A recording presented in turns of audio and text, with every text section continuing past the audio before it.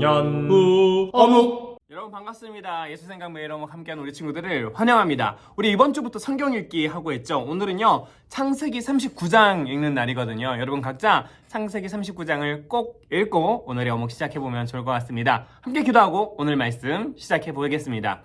사랑하는 하나님, 오늘 함께 이렇게 말씀 묵상할 수 있게 해주셔서 감사드립니다. 하나님께서 우리에게 말씀 주실 때 그 말씀을 하나님의 말씀으로 여기고 가슴에 깊이 새기는 오늘 하루 될 수 있도록 도와주세요. 예수님 이름으로 기도했습니다. 아멘. 자, 오늘은 1월 11일 화요일 하나님의 약속이란 제목으로 오늘 말씀 보겠습니다. 창세기 9장 8절부터 17절까지고요. 하나님은 방주 안에 있는 노아와 그의 가족 그리고 생물들을 통해 또다시 꿈을 꾸세요. 그들을 통해서 하나님의 처음 약속이 이루어지길 기대합시다. 이제 노아가 방주에서 내려왔어요. 그 이후에 어떠한 일들이 일어나는지 또 하나님께서 이 노아의 가족들을 통해서 어떤 꿈을 꾸고 계신지 함께 살펴보도록 하겠습니다. 하나님께서 노아와 그의 아들들에게 말씀하셨습니다. 이제 내가 너희와 너희 뒤를 이을 너희의 자손과 배에서 나와서 너희와 함께 사는 모든 생물 곧 새와 가축과 들짐승과 땅 위의 모든 생물들과 너희에게 언약을 세우리니 다시는 홍수로 모든 생물들을 없애버리지 않을 것이며 홍수로 땅을 멸망시키는 일은 없을 것이다. 중요한 포인트가 있어요. 하나님께서 약속을 하는 거예요. 노아와 그 아들들에게 약속을 하는데 어떤 약속? 홍수로 심판하지 않겠다. 홍수로 심판하지 않겠다는 약속들을 하나님께서 해주시는 거예요. 이어서 볼까요? 하나님께서 말씀하셨습니다. 내가 너희와 함께 사는 모든 생물과 너희 사이에 대대로 세울 언약의 표는 이러하다. 언약의 표가 뭐예요? 약속의 상징이에요. 이거 보면서 약속을 기억하라는 거예요. 그 약속의 상징이 뭘까요? 내가 구름 사이에 내 무지개를 두었으니 무지개가 하나님의 언약의 상징이군요. 하나님께서 심판하지 않겠다라는 그 약속의 상징으로 무지개를 주신 거군요. 그것이 나와 땅 사이에 언약의 표이다. 약속의 상징이죠. 마치 결혼 반지가 영원한 사랑의 약속의 상징인 것처럼 무지개는 하나님의 약속의 상징인 거죠.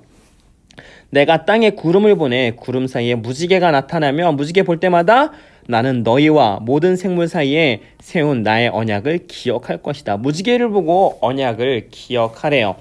다시는 홍수로 땅의 모든 생물을 멸망시키는 일은 없을 것이다. 다시는 홍수를 멸망시키지 않겠다고 계속해서 반복해서 약속해주고 계시죠. 구름 사이에 무지개가 나타나면 내가 그것을 보고 나 하나님과 땅 위의 모든 육체를 가진 생물들 사이에 세운 영원한 언약을 기억할 것이다. 하나님께서도 기억하실 것이라고 약속해주고 계세요. 하나님께서 노아에게 말씀하셨습니다. 이것이 나와 땅 위의 모든 생물들 사이에 세우는 내 언약의 표이다 라고 하나님께서 약속해 주시는 장면이 오늘 장면인데요. 우리 말씀 한번 읽었으니까 화면 잠시 멈추고 두 번 더 읽고 돌아오도록 하겠습니다. 자, 계속 관찰하기입니다.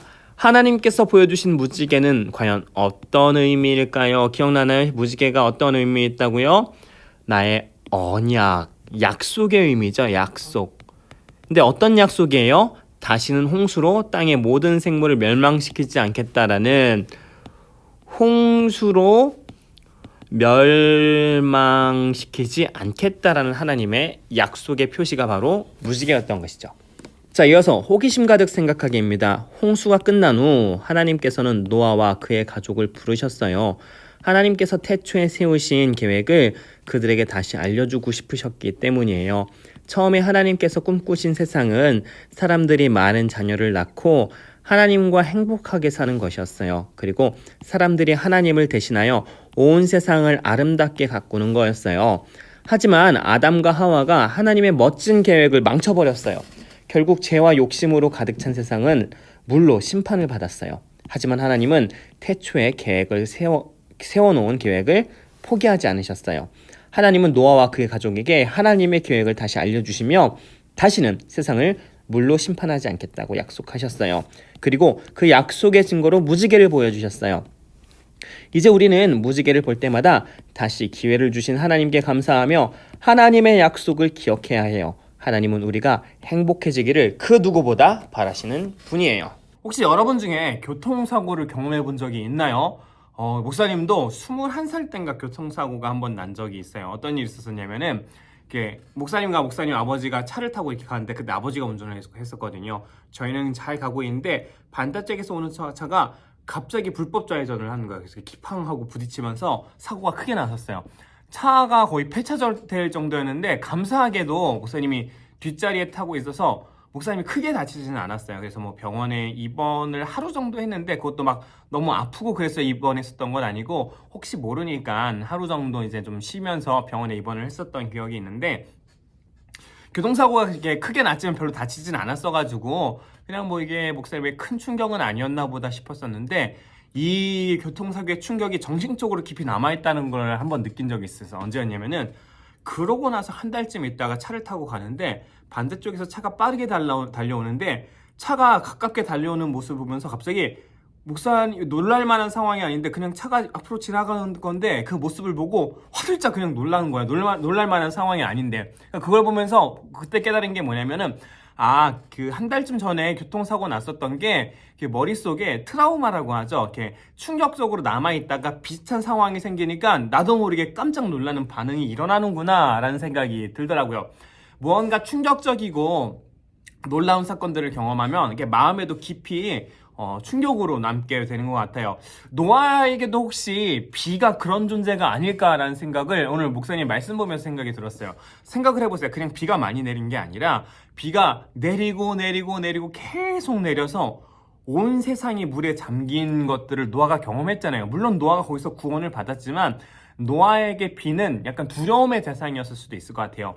홍수에서 내려온 다음에 노아가 하늘에서 또 비가 내리는 모습을 보면 노아의 마음이 어떨까요? 목사님은 아마 두려울 것 같다는 생각이 드는 거예요. 또 비가 내리네? 비가 많이 내리네? 혹시 그 전처럼 또 하나님께서 세상을 심판하시면 어떡하지? 이런 두려움이 있지 않을까요? 그런데 하나님께서 그런 노아의 마음을 아셨는지 오늘 말씀을 통해서 뭐라고 얘기하시나요? 하늘에서 비가 내리고 무지개가 뜨면 그 무지개를 통해서 무슨 약속의 표시라는 거예요? 다시는 홍수로 심판하지 않을 거라고 약속해 주시는 거잖아요. 하나님께서 얼마나 마음이 깊으시고 노아의 마음을 헤아려 주시는지요. 노아 입장에선 비가 내리면 내릴 때마다 또 내가 이렇게 심판받는 거 아니야? 또 하나님께서 심판하시는 거 아니야? 하는 두려움이 들 수 있지만 하나님께서 안심하라는 거예요. 무지개를 보면서 그래 하나님께서 약속하셨지 다시는 하나님께서 사람들을 물로 심판하지 않으실 것이라는 약속을 하셨지 그 약속을 기억하도록 하나님께서 노아에게 약속의 증표로 무지개를 주신 거예요. 그러니까 결국 하나님께서 홍수를 노아와 또 사람들에게 주신 게 사람들을 무섭게 해서 두렵게 해서 내가 이렇게 잘못하면 하나님께서 심판하실 거야 두렵게 하기 위해서 하나님께서 심판하신 게 아니에요. 오히려 이 심판을 통해서 노아가 하나님께로 행복한 길로 돌아오게 하기 위해서 하나님께서 심판하시는 거예요. 우리도 오늘 말씀을 기억하면서 하나님께서 말씀을 통해서 때론 우리에게 무엇인가를 잘못했다고 말씀해 주실 때는 우리를 이거 안 하면 벌 받을 거야 그렇게 무섭게 하려고 하는 것이 아니라 우리가 바른 길로 돌이키게 하는 데 목적이 있음을 깨닫고 하나님께서 무엇을 말씀하시든 그래 이 말씀을 따르는 것이 나에게 진짜 행복을 따르는 길이야 라고 생각하는 우리 친구들이 되길 축복합니다. 자, 이어서 등불 따라 행동하기입니다. 내가 하나님을 믿어서 행복한 이유 3가지를 적어보세요. 사실 우리가 하나님 믿어서 행복한 이유가 정말 많은데 목사님 생각나는 게 벌써 막 4-5개, 6-7개 막 생각이 나는데 그 중에 가장 좋은 이유, 행복한 이유 3가지를 한번 적어보도록 하겠습니다. 첫 번째, 다시 도전할 수 있음. 세상 사람들은 우리가 뭔가 실수하고 잘못하면 너는 이런 사람이야 라고 정죄하고 너는 이런 사람이야 라고 판단하지만 하나님은 그러시지 않은 것 같아요. 목사님도 목사지만 하나님 앞에서 얼마나 실수하고 죄 지을 때가 많겠어요. 근데 그럴 때마다 한승우 네가 목사인데 이렇게밖에 못 살아 너는 목사하지 마 라고 한다면 목사님은 진작에 목사를 그만둬야 됐었을 거예요. 그런데 하나님께서는 목사님을 받아주시고 용서해 주시고 계속 다시 도전할 수 있게 해주셨다라는 그 은혜를 주셨다는 게 가장 큰 감사인 거고요. 2번째, 예수님을 닮아갈 수 있게 하심. 지금 목사님의 모습이 당연히 예수님하고는 전혀 많이 다른 모습이겠지만 그래도 하나님께서 목사님의 부족한 모습을 예수님을 닮도록 조금씩 다듬어가고 계신 게 정말로 감사하고 정말로 행복하게 느껴져요. 목사님의 욕심대로 세상을 살아가지 않게 해주시고 예수님처럼 사람들을 섬기고 사랑하는 마음을 주셔서 조금씩 예수님을 닮아가는 모습들로 가장 아름다운 모습들로 다듬어 가시는 게 가장 감사한 것 같고요. 세 번째, 하나님을 믿어서 행복한 이유 되게 많이 생각나는데 그 중에 뭘 꼽아야 될까요? 아무래도 이걸 빠뜨릴 수는 없을 것 같아요. 좋은 믿음의 가족을 만나게 하심.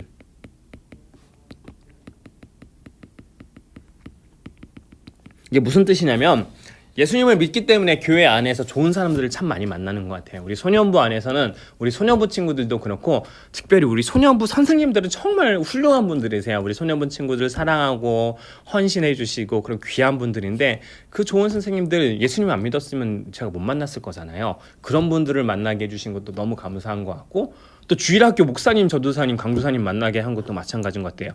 너무 한 분 한 분 너무 소중하고 귀한 분들인데 이분들을 목사님이 만날 수 있게 해주신 것도 너무너무 행복한 이유 중에 하나인 것 같습니다. 네, 오늘은 여기까지고요. 우리 마지막에 있는 감사 제목 3가지 꼭 한번 기록해 보세요. 우린 그럼 내일 다시 만날게요. 안녕.